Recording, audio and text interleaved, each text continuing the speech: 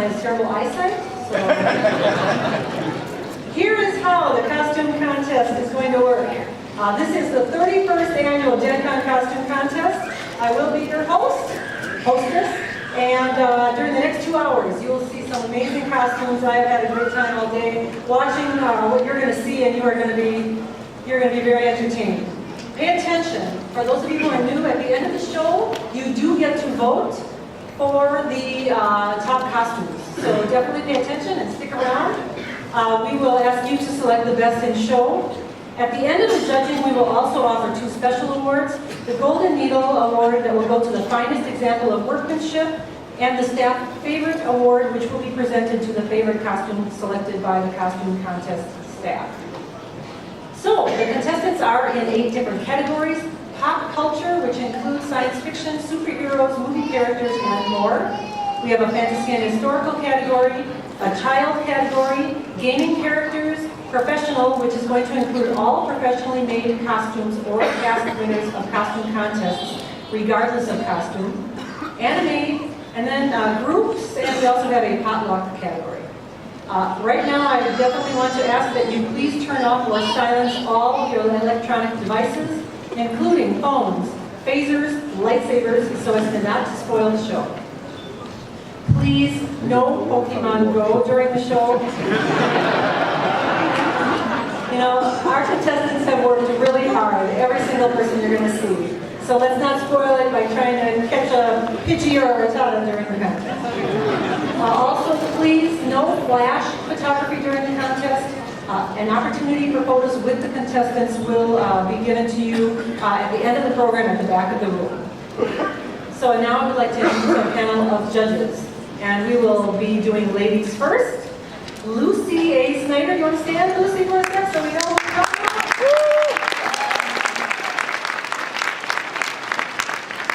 about? Lucy A. Snyder is a 5-time Bram Stoker Award-winning writer.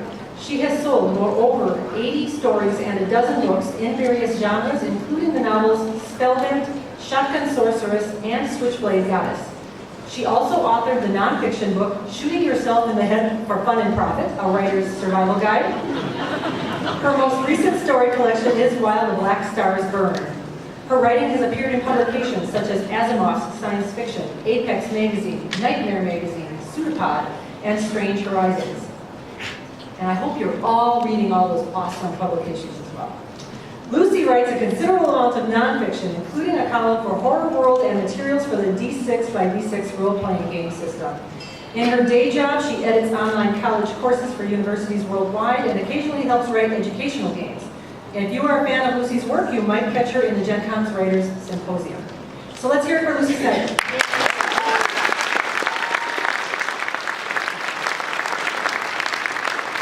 Andy, why don't you stand up for a sec so we know who I'm about to talk about.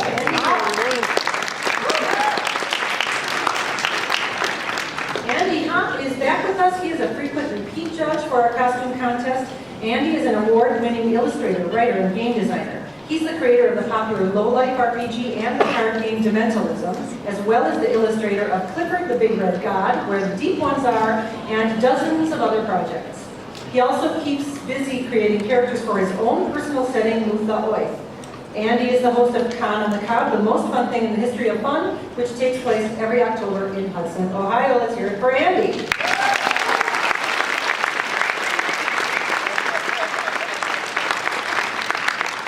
And our third judge, Jim, you want to stand real quick so everybody knows who it is?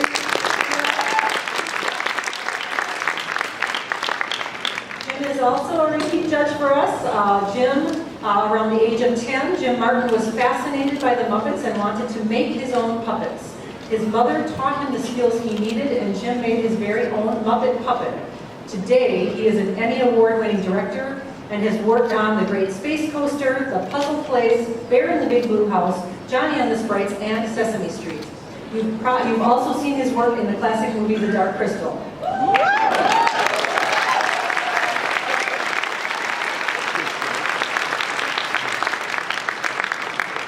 Jim has built hundreds of puppets and has costumed not only his characters but himself as well. He has also worked for Costume Armor in Cornwall, New York, building Darth Vader and Stormtrooper costumes for Disney's Jedi Training Academy and Star Tours attraction. Jim feels very honored to be a judge here today and wishes all of the contestants the best of luck. Please say hello one more time to Jim Martin.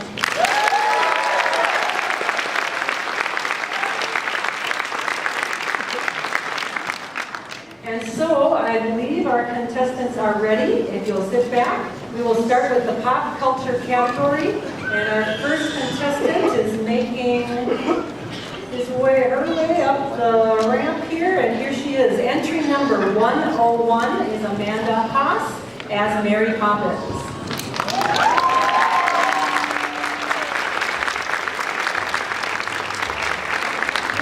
Mary Poppins' Jolly Holiday gown. This gown consists of many layers.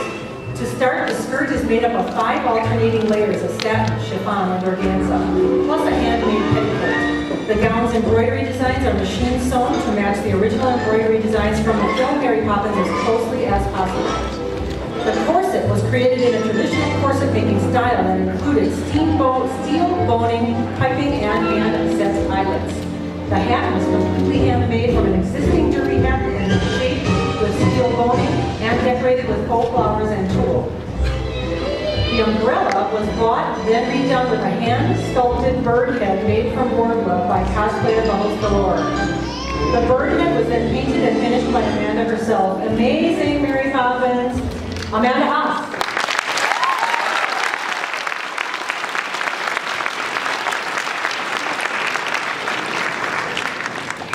And entry number 102, Tom Burns as Martian Ambassador from Mars Attacks.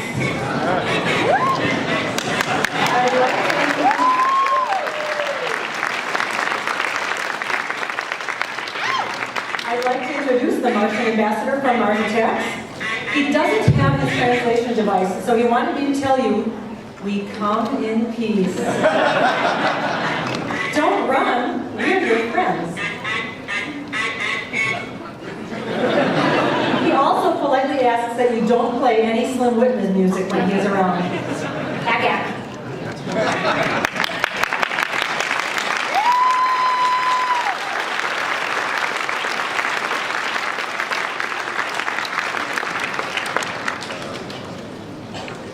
Entry number 103, Jess West. You will recognize this next costume immediately. You may have seen some in the past, but this is a pretty spectacular Chewbacca.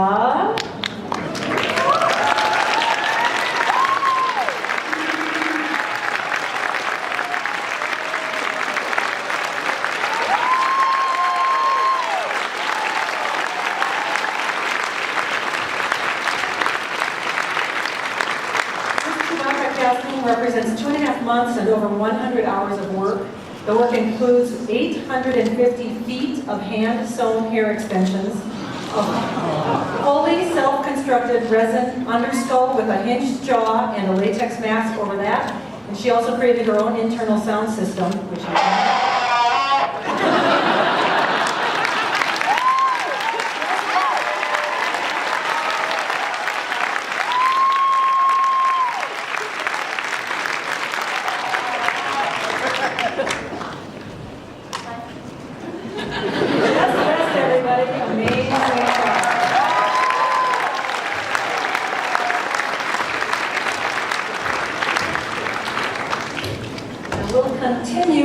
the pop category with contestant number 104. As soon as we can clear the ramp, which might take 1 second. Contestant number 104 is going to be Sydney Bills.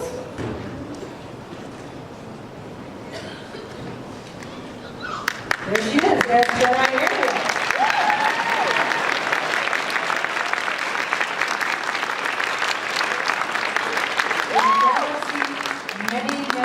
Under the Sea, a war rages on. Darth Ursula has taken control of almost all rebel coves, and the entire reef is in chaos.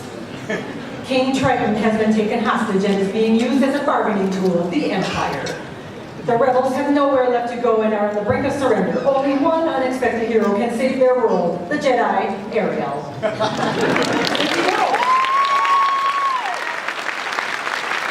And our next contestant, number 105, Steve Platt. And we continue with our Star Wars theme, which I appreciate so much. Especially Kylo Ren.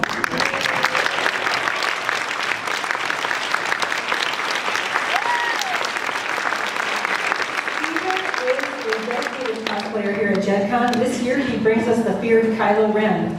Stephen assembled this costume to display his love of all things Star Wars.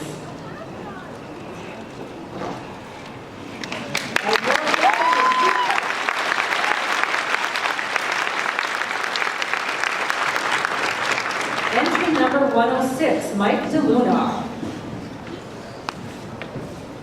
As Captain America, the national hero.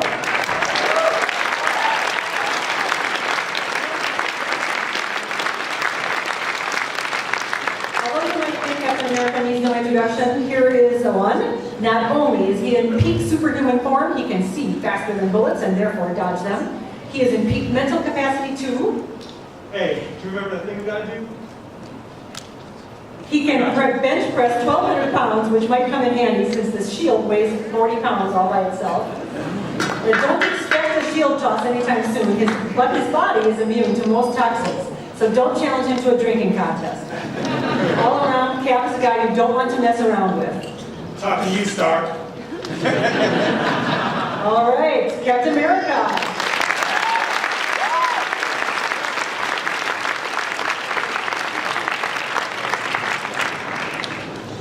Contestant number 107, Claire LaBarbera, as Lolita Poole. He's the merc with a mouth. The man so dangerous, Gambit paid him off rather than fight him. Deadpool.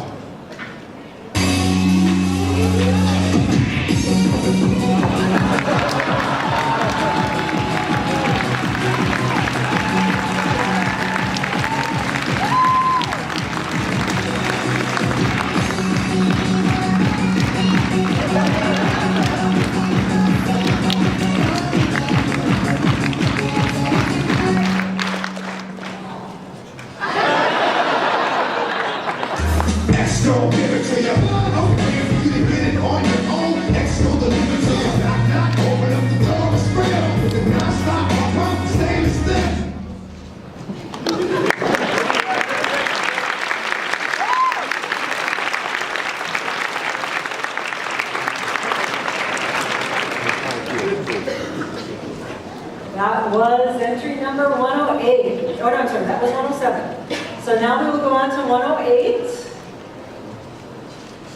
Get ready to rev your Harley. Harleen Quinzel, aka Harley Quinn. She is a psychotic young lady looking for her pudding to paint the town red and green.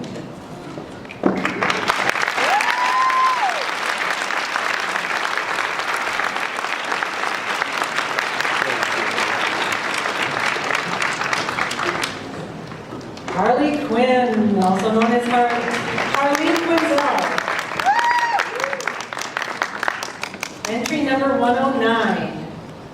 Calico Kate, the most successful pirate ever to fly space.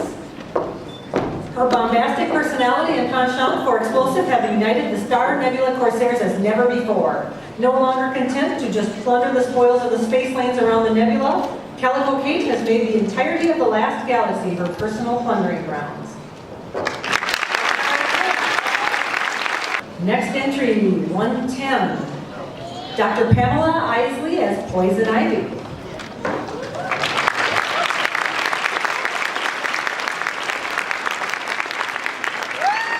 Pamela modified and added to a purchased costume to create this, her first cosplay. Let's give it up. We love our first cosplay.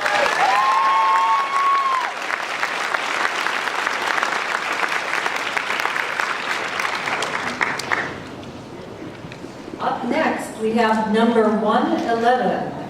For his first ever, another first ever, handcrafted cosplay, the Armored Batman.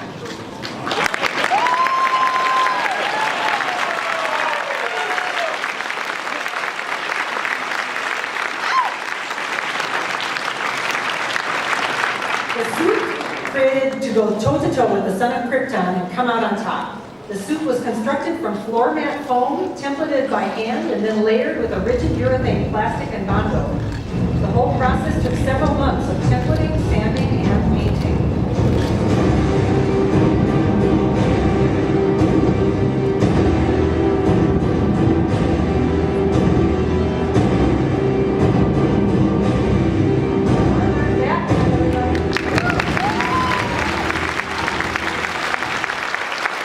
That takes care of our pop culture entries, and we will be moving on to the realms of fantasy and history. I'll let the judges switch over their paperwork. 201.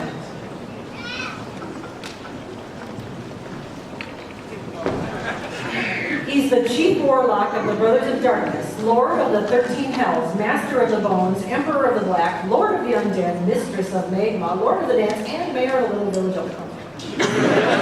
He's everyone's favorite undead warlock, Richard of Looking for Groot. Excitement around his eye, almost can't wait. Relax, I don't want your baby. I already ate, but I do tend to generally kill things that don't fight back. I see this village. What does it hold? What shall I butcher them with, fire or coal? Running from me, you would think he's a pathological, bloodthirsty, homicidal maniac. I kill kittens and puppies and bunnies. I hate toddlers, teens, and then more. You see a wife? I see a widow. But what then? Can't you see? I'd kill for. I want to incinerate and decapitate. I want to melt some faces, watching the peasants as they all, what do you call it? Grieve. I suppose being undead, there's not much to life. A soul is needed for loving, feeling. How does this not all make me want to, what's that word again? Heave. There's nowhere to hide, nowhere to run. Your village will burn like the heart of the sun. With infinitely, it's going to be me that slaughters your world.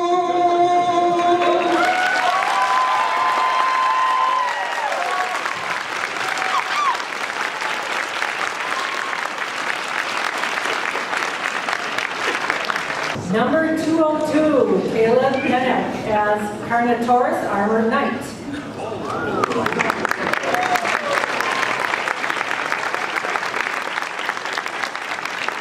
is an original design and character based on the dinosaur, the Carnotaurus. The whole costume was handmade, constructed primarily out of EVA foam. The wooden glaive features a hand-etched skeleton design. The armor was designed to look as if it had scales and the armor plating of a dinosaur. The main element of the costume is the Triceratops skull shield. The paint job on the costume is a mix of spray paint base with acrylic layers, and all the gold has been applied with rub and buff. This was inspired by wanting to create a costume that was 100% made by the contestants.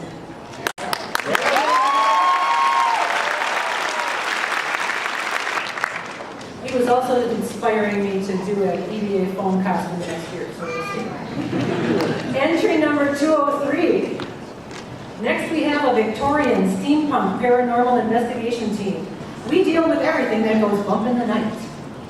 She is Lily Morgan, brains of the operation. She specializes in the occult, legends, and history. He is Dr. Edward Pennyworth, the scientist. His background is in medicine, engineering, and firearms. These costumes were put together from various thrift stores and specialty shops, including some homemade custom fabrication. Oh, sorry.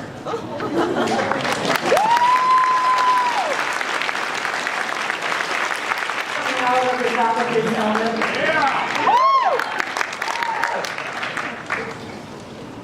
Entry number 204, Shelby Richardson as Nisa.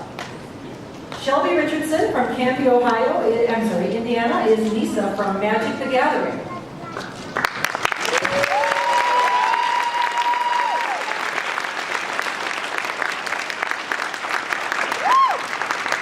Shelby made everything here except for the wig and ears. The skirt is made of different fabrics using a pattern modified by the contestant.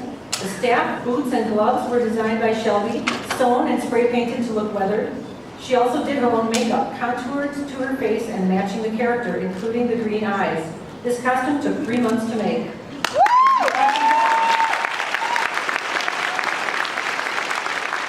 Number 205 is Ruby Rouge as Kerrigan, Queen of Blades.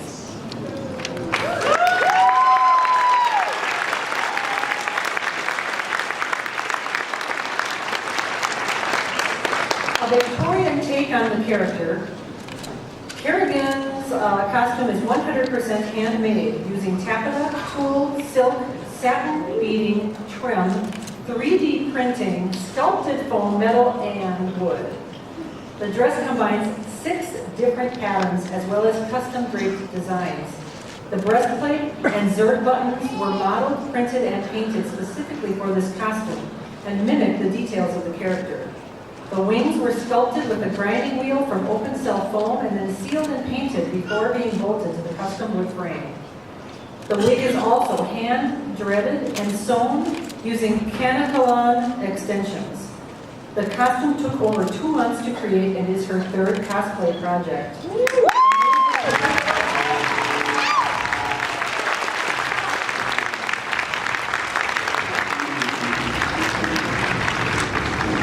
Worlds will burn.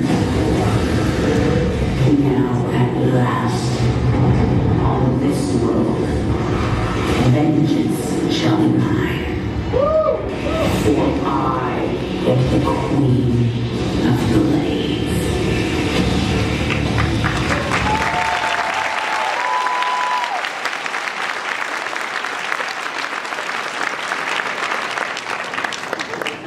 Too many exits to the stage. But they're more important than me, right? They have to go in front. You can see them as long as possible. Number 206, Kenigma as Valkyrie Mercy from Blizzard's Overwatch.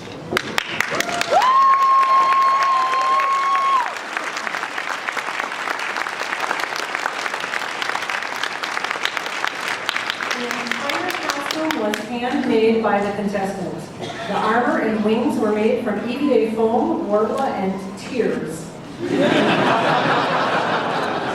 She also sewed all the clothing using modified patterns and styled the wig for the character. Heroes never die!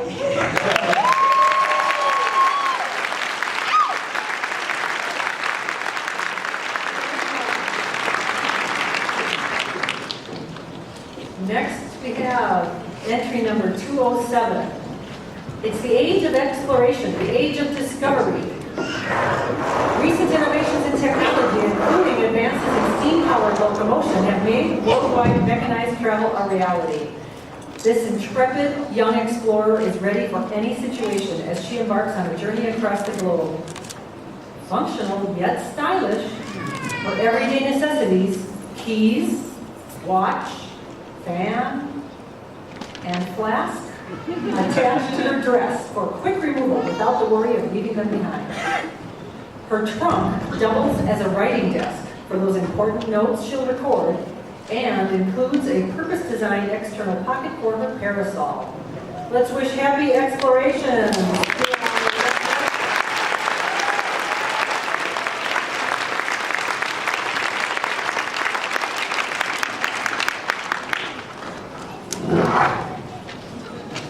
She is very self-sufficient. Entry number 208, Elora the Nymph.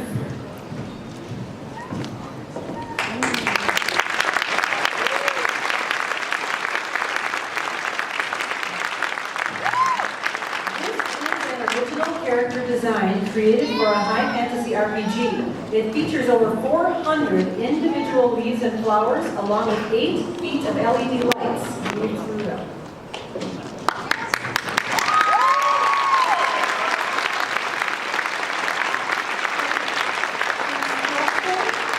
Construction took over 100 hours with plenty of trial and error. This took more than 100 hours, we said that anyway, over the span of an entire year with plenty of trial and error just to get it right.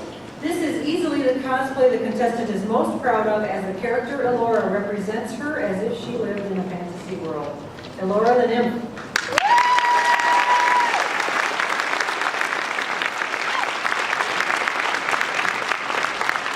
Our next contestant, number 209.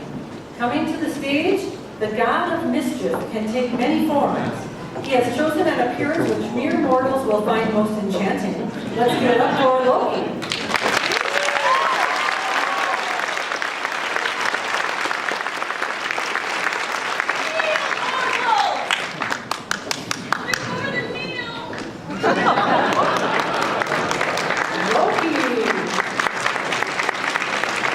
Entry number 210 is Mariah Holton. I think you will recognize her as soon as she comes out. Belle from Beauty and the Beast.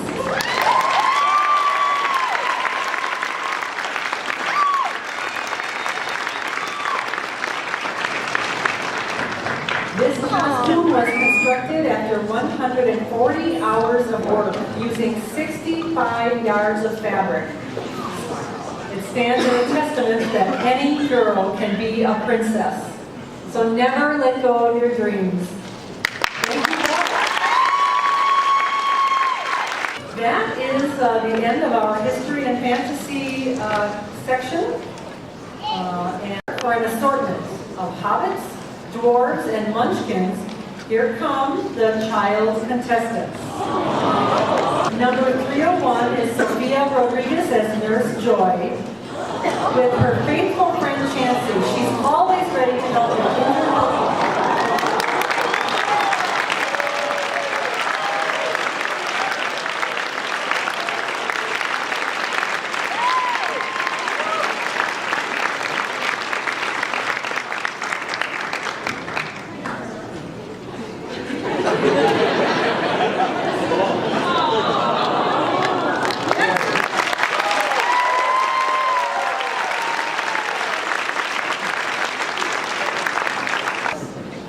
Her first time on stage, and she had a good time.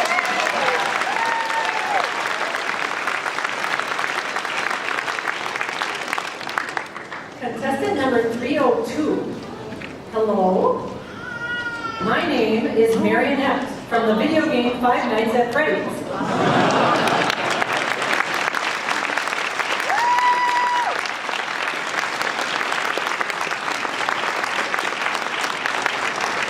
If you do not wind the music box, I will hunt you down. Remember, there are no strings on me.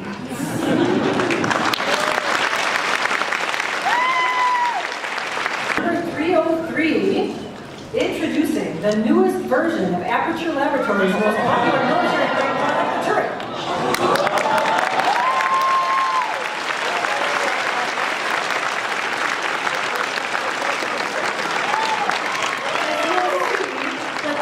Now 50% more adorable. Completely mobile without any of that Franken-turret nonsense, this latest innovation is quick, deadly, and cute as a button. They told us you can't make weapons that look like small children, but we show them. Plus, no potato batteries here. This one is powered by sugar and love.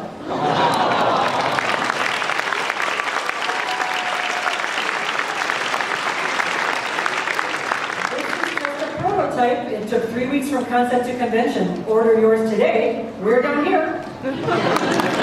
Wonderful, wonderful stuff. Number 304 is Logan Huffaker as Naruto.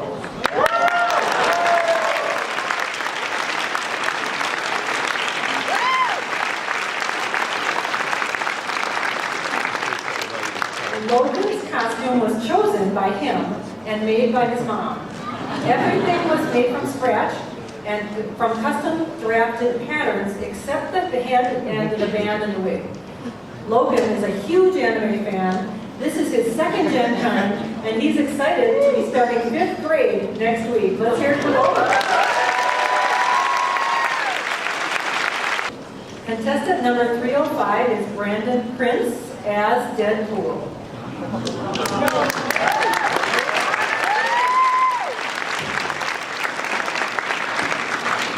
This is a handcrafted leather suit with a hard body.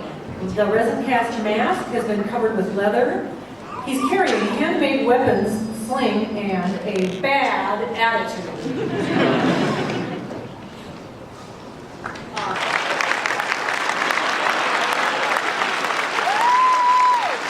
Very unusual Deadpool. We like him. 306, Merlin Rojas as Phoenix.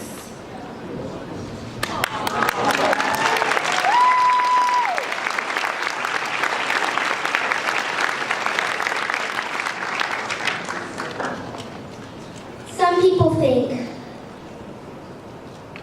that Flame came before Phoenix, and some think it's reverse. Some people think it's a complete circle. But no one has ever cracked the mystery. No one has yet discovered how the Phoenix came to be.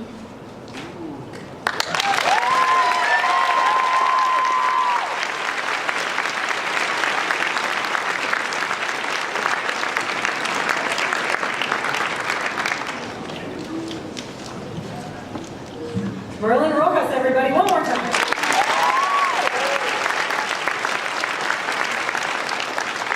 That was some memorization that I don't know a lot of people who would want to do that in front of 2,000 people. Entry 307, Catherine D'Adamo as Sabine Wren.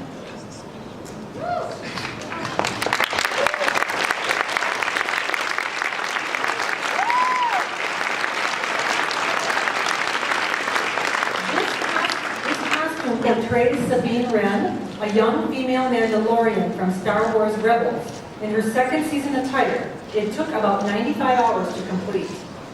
The spandex shirt and pants were hand-sewn, while the wig was carefully bleached, dyed, and styled. Catherine 3D printed the helmet, which took around 39 hours to print. She made the V-Star 35 blaster pistols out of plywood. The Warbler armor was the most challenging part to construct, comprised of 19 separate pieces taking over 45 hours to make, and each one was painstakingly painted to match the artistic character's armor. We have a question. I have a question. How old are you? 12. And you did all of this yourself? I had a little bit of help with the sewing, but Sure. for the most part, yes. A little bit of help with the sewing, but she's most of it.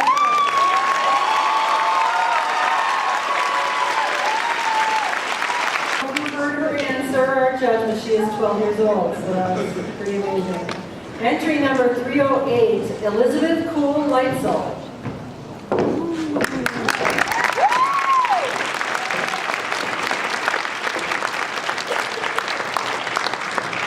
The MC has to read this because I can't speak your language, and you wouldn't understand mine.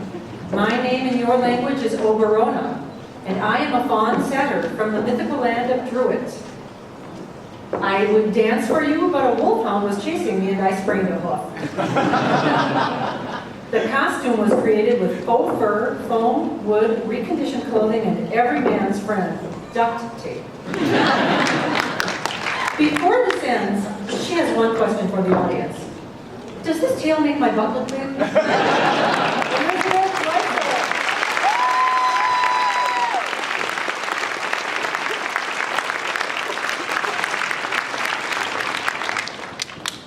Entry number 309.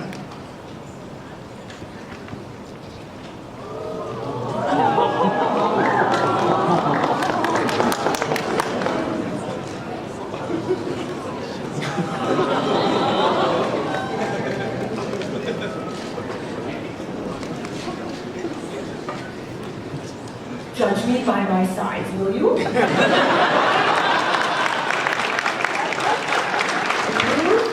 Ruth Murphy Jones is a young gamer who loves Hello Kitty, Pokemon, and, thanks to her older brother, Star Wars. Fortunately for all of us, she jumped in with both feet. Our little Yoda has already faced and defeated both Kylo Ren and Darth Vader last month on a trip to Florida. Watch out! Watch out! She has the strongest force push in the galaxy.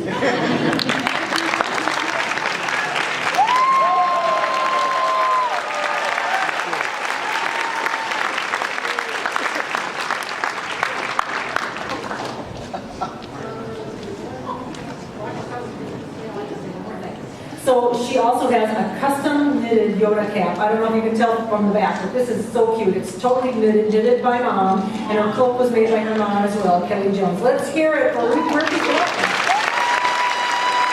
So many of the costumes have so many details. I hope you get a chance to see them up close. Entry number 310 is Maya Leah as Mermaid.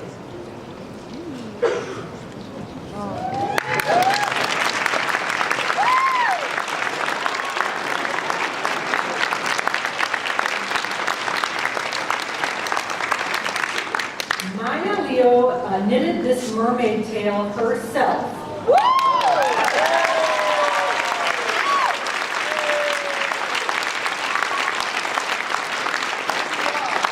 She also helped sew the rest of her costume. She says her dream is to buy a rubber tail she can actually swim in.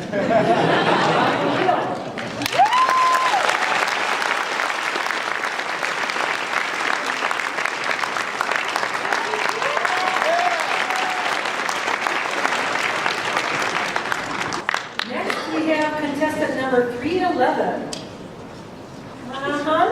This is young Harley's first foray into costume shenanigans. Look at that.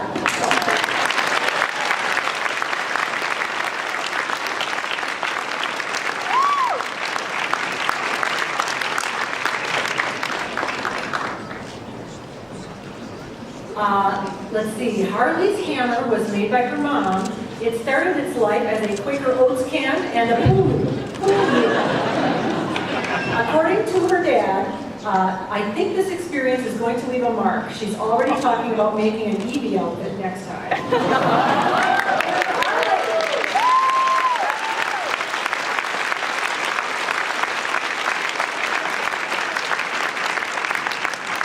So there is our next generation of characters and costumes. Our next category is going to be our gaming characters. So if the judges are, and we have entry number 401. Are you the next monarch or merely a pawn of fate? From the Dark Souls universe, EXF Cosplay brings you Shamalot, the Emerald Herald. Here to guide you on your quest, she will grant you strength for your journey ahead. The costume is all handmade by EX Cosplay. The dress is fabric dyed and embroidered with care. Details are sculpted from light clay and belt buckles salvaged from candlesticks.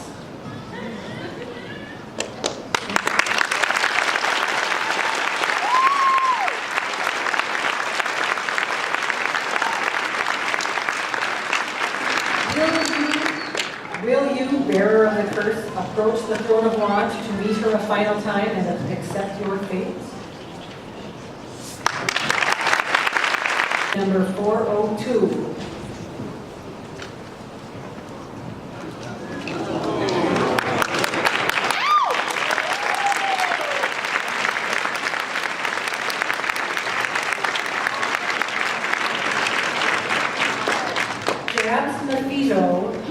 The priest is a goblin gearhead from the Pure Steam campaign set. You have some fans. A natural inventor and tinkerer, he has constructed a steam mech in order to quickly traverse great distances, deal brutal damage to foes, and defend his person. All for the greater glory of the Atonic Empire. Did I say that right? Atonic Empire.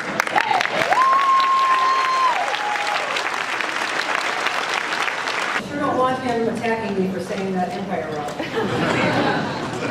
Number 403 is Bonnie Martin as the Last of Us.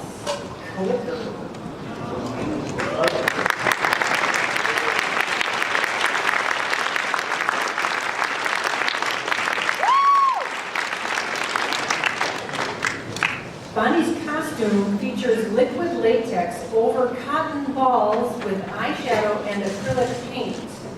The mask was handmade with a base of paper mache, sculpture work with a mixture of flour and toilet paper, then painted over with acrylics. There's a fungus among us, but this mushroom monster is a real fun guy.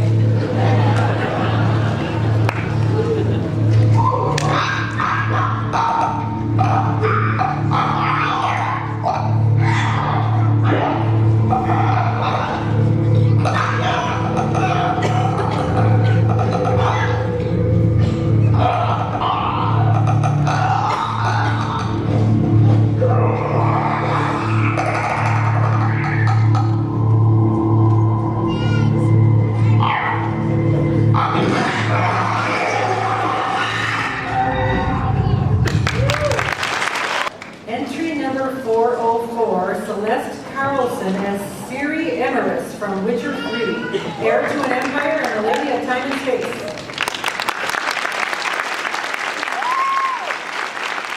Stay out here for a sec. She was too fast. This is her first cosplay. Let's get it up for her. Number 405, Craig Barbie as Jinx.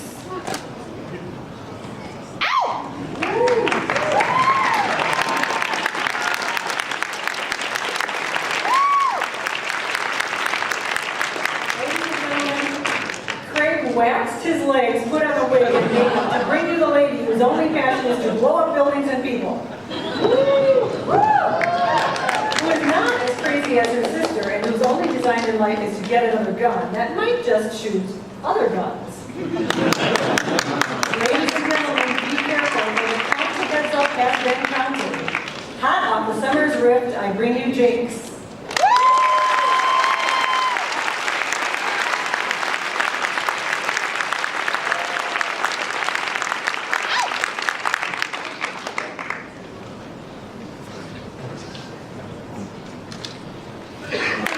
Is number 406, Kristen Brumley as Iris Kismet the Khajiit.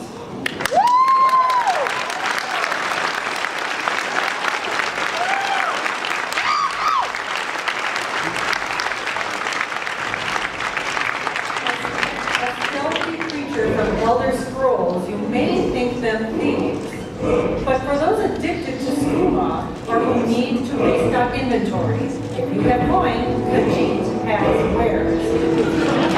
This costume is a community effort. All 5 layers are handmade. It's made of real leather armor, altered and tweaked over 7 years, as well as a sculpted and hand-painted faux fur mask and tail by artist Tyro. Makeup and fangs are used to give a realistic effect. So realistic, I'm beginning to worry for my wall. Thankfully, Khajiit promises she stole nothing. Khajiit is innocent of this crime. Kristen Brumley as Iris Kismet.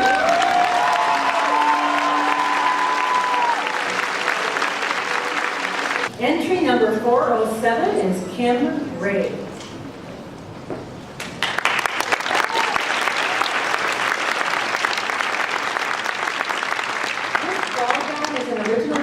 Created by the wearer, based on the character Ezio from Assassin's Creed 2.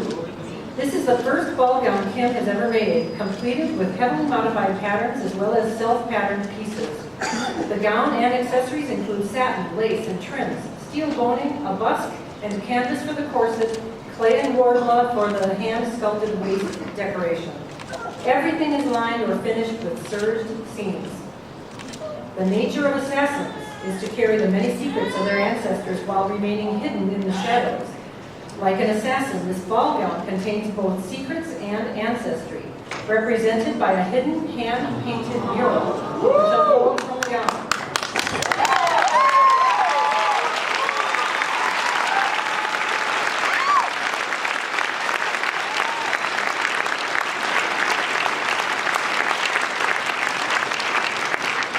The mural shows the two assassins, Altair and Ezio, as well as their mascot, the eagle. And remember, nothing is true. Everything is permitted.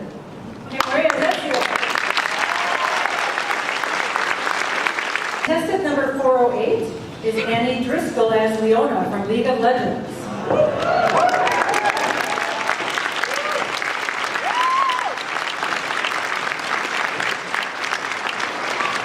Leona, the Radiant Dawn, is a member of the legendary Solari, who wield the power of the sun.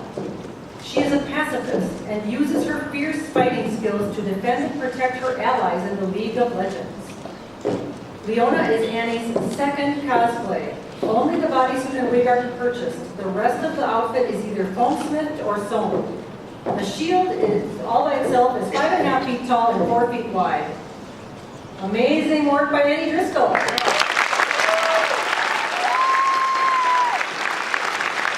And our next contestant is number 409, Jennifer Jakowski as Link from Legend of Zelda Breath of the Wild.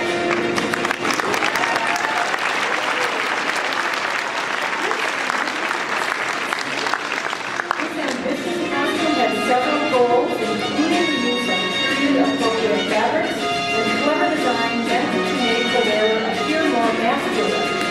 The wool tunic features both hand and machine embroidery, and the linen undershirt sports vivid detail. Rather than install a zipper in the pants, the cosplayer opts to use eyelets and leather cords. As for altering features, the tunic includes shoulder pads to give the illusion of a broader frame. The belts are large enough to be worn at the hips, making the waist appear lower than it is. Warblood, though not strictly available in high-school general stores, makes an appearance in this cosplay as a bracer. The cosplayer painted the material to give it a texturized and leather look. This represents months of work. This cosplay is one costume who also led love letter to the Zelda franchise. The character Jennifer Jakowski.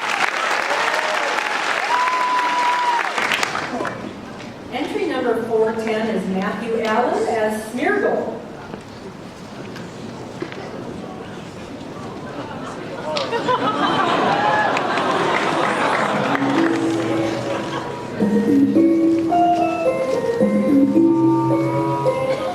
Everyone might want to get your Pokeballs ready.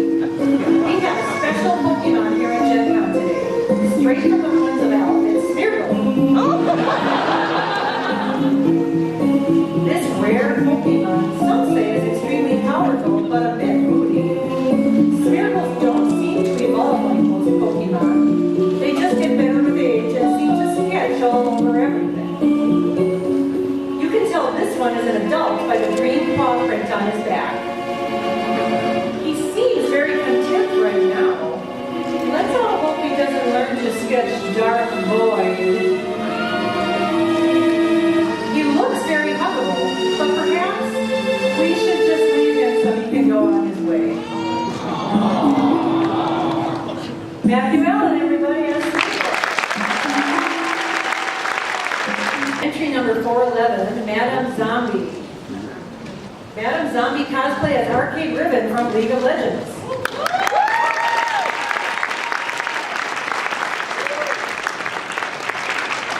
Everything you see here is handmade and or painted, except for the knee pads, which she did paint, and the purchased boots, to which she added handmade boot covers. This is her first finished costume and first foam weapon. The hardest parts were fitting the shorts and finishing the sword in time. Let's hear it for Madame Zombie. Contestant number 412.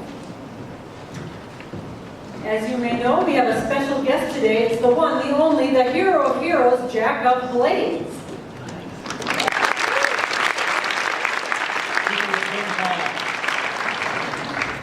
This is the great arena, and you are all that is worthy in it.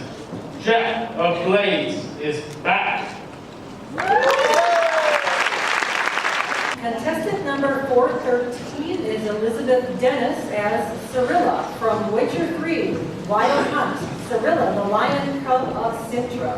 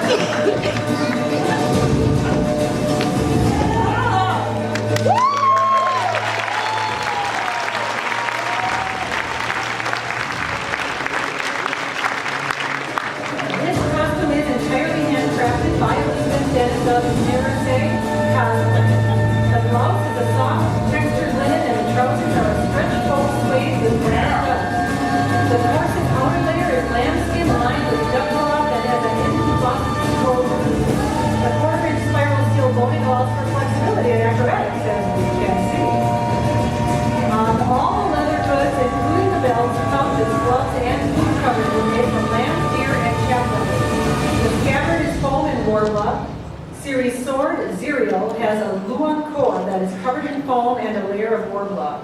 This design is based on the character in The Witcher 3 Wild Hunt. Elizabeth Dennis as Cyrilla. Our next contestant is number 414, Eric Livesay as Fallout Raider from Fallout 4.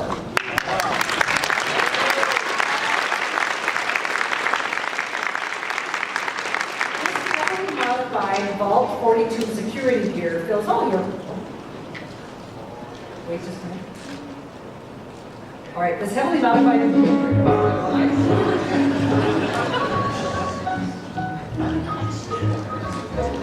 Roll out to the fallout, baby, when they drop that bomb.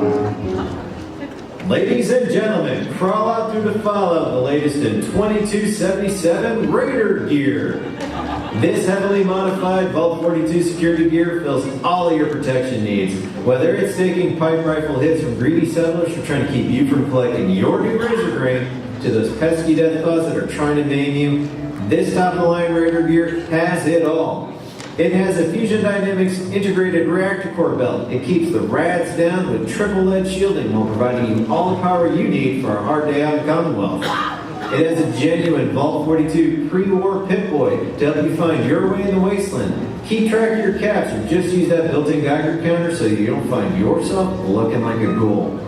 You want to visit the glowing sea? Maybe see what treasures those children in Nevada have to plunder. Use your integrated genuine Vault 42 Pip-Boy to activate Cleo's unique rad protection field. It keeps your radiation down.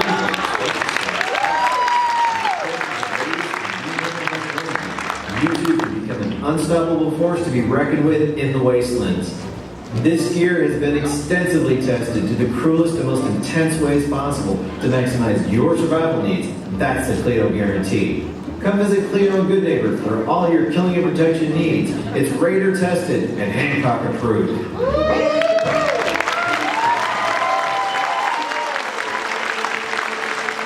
All right, our next entry is number 415. Betrayed by his beloved Arthas, the paladin still fights for the glory of the light. Mighty hammer in hand, the undead scourge cowers before him. By the holy light, Uther Lightbringer brains down righteous fury. I bring you Connor Julian as Uther Lightbringer. Contestant number 416 is Chris Foster. In his wedding outfit and on his honeymoon, Chris Foster as the Butcher of Cardoff.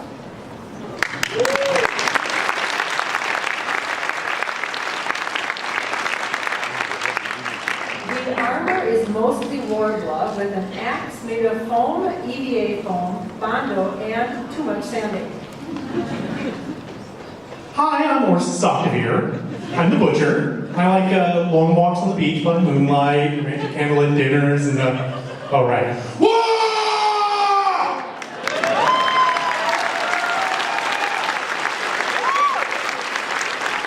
Contestant number 417, Christopher Anthony Stark as Arthas Menethil, the Lich King.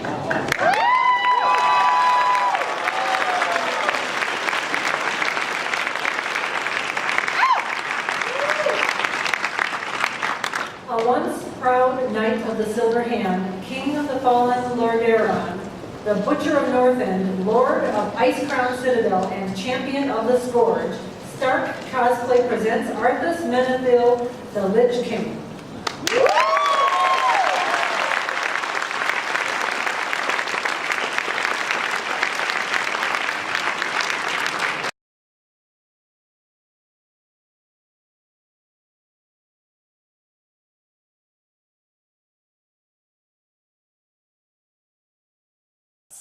A 1, 2, 3.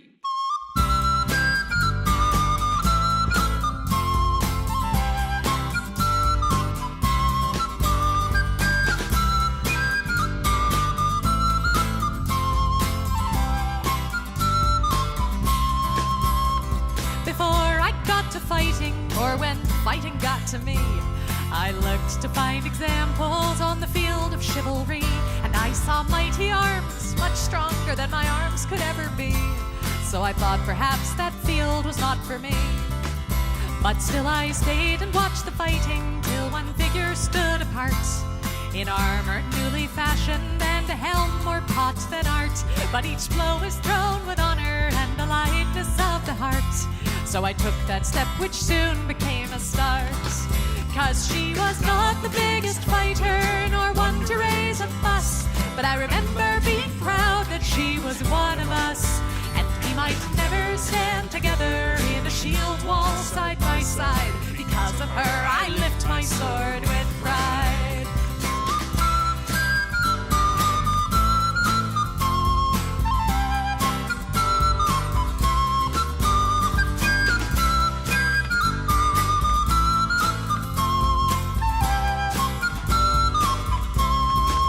Now she was ladylike and lively, not the type you would expect, with a braver heart than many and a slot shot to respect. And I guess she'd once decided this was where she'd like to be, and I thought if she could do it, why not me? 'Cause she was not the biggest fighter, nor one to raise a fuss, and I remember being proud that she was one of us. And we might never stand together in a shield wall